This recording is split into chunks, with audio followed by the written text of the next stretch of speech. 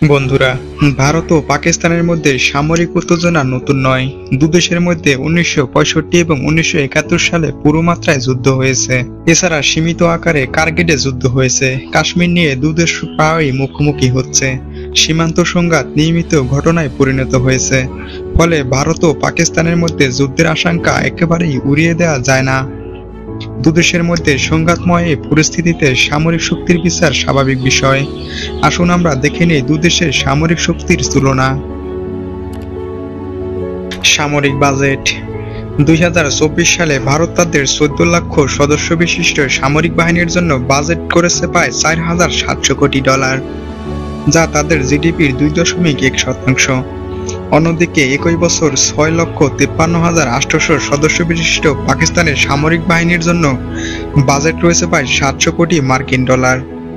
এটি পাকিস্তানের জিডিপির 3.6%। এবং 2024 সালে পাকিস্তান বিদেশ থেকে $10 কোটি সামরিক সহায়তা পেয়েছে।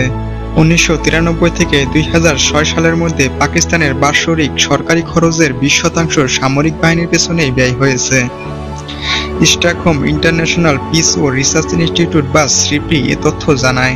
সিপ্রি আরও জানায় 2017 সালে যেখানে পাকিস্তানের সরকারি খরচের 16.7% সামরিক বাহিনীর পিছনে ব্যয় হয়েছে, একই সময় ভারত তাদের সামরিক বাহিনীর পিছনে ব্যয় করেছে তাদের মোট জিডিপির 9.1%। ক্ষেপণাস্ত্র ও পরমাণু অস্ত্র উভয় দেশের হাতেই পরমাণু ওয়ারহেড বহনের সক্ষম ব্যালিস্টিক মিসাইল রয়েছে। ভারতের হাতে 3 থেকে 5,000 কিলোমিটার দূরের লক্ষ্যবস্তুতে আঘাত হানার মতো ক্ষেপণাস্ত্র সহ 9 ধরনের ক্ষেপণাস্ত্র রয়েছে। অন্যদিকে পাকিস্তানের হাতে যেসব ক্ষেপণাস্ত্র রয়েছে সেগুলো স্বল্প ও মধ্যম পাল্লার হলেও ভারতের যে কোনো স্থানে আঘাত হানতে সক্ষম। পাকিস্তানের শাহিন-2 2,000 কিলোমিটার দূরের লক্ষ্যবস্তুতে নিখুঁতভাবে আঘাত হানতে পারে। সিপ্রি জানায় পাকিস্তানের কাছে 150টি পরমাণু বোমা রয়েছে। এক্ষেত্রে ভারতের হাতে রয়েছে 140টি পরমাণু অস্ত্র। ভারতের 12 লক্ষ সেনা সদস্য রয়েছে।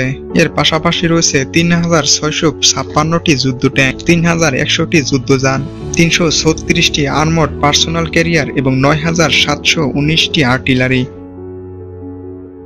পাকিস্তান স্বাভাবিকভাবেই এক্ষেত্রে অনেক পিছিয়ে। তাদের 5,60,000 সেনা সদস্য রয়েছে। 2,496টি ট্যাঙ্ক, 1,605টি আর্মার্ড পার্সোনাল ক্যারিয়ার এবং 4,472টি আর্টিলারি।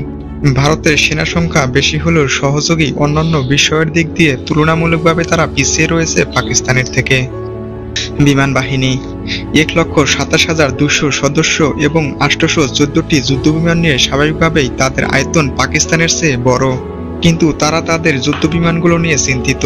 চীন ও পাকিস্তানের মতো দুই বৈরী প্রতিবেশীর জন্য বিমান বাহিনীকে যেভাবে প্রস্তুত রাখা দরকার ছিল, ভারতের সেক্ষেত্রে তা হয়নি।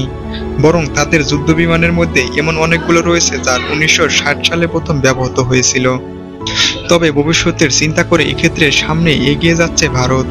অন্যদিকে পাকিস্তানের রয়েছে 425টি যুদ্ধবিমান। এক্ষেত্রে চীনের তৈরি JF-70 এবং যুক্তরাষ্ট্রের তৈরি F-16 যুদ্ধবিমান রয়েছে।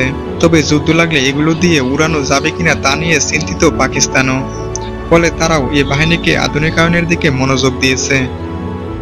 নৌবাহিনী ভারতের নৌবাহিনীর মধ্যে একটি বিমানবাহী রণতরী, 16টি সাবমেরিন ও 14টি ডেস্ট্রয়ার রয়েছে। 13টি ফ্রিগেট ও 106টি টহলযানও রয়েছে।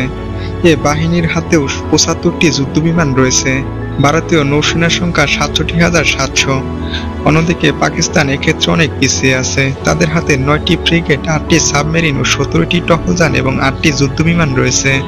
সংখ্যার দিক দিয়ে ভারত পাকিস্তানের তুলনায় অনেক এগিয়ে, কিন্তু প্রতিদ্বন্দ্বীর প্রেক্ষাপটে বিচার করলে 2-1টি ক্ষেত্র ছাড়া পাকিস্তানও এগিয়ে থাকবে। কারণ বাহিনী বিশাল হওয়ার কারণে ভারত ইচ্ছে করলে পুরো বাহিনীকে আধুনিকায়ন করতে পারবে না। ফলে তাদের অনেক অস্ত্রই মন্দাতার আমলের। এখন সত্যিকার লড়াই নামতে হলে সেগুলোর বিপদের কারণ হয়ে দাঁড়াতে পারে।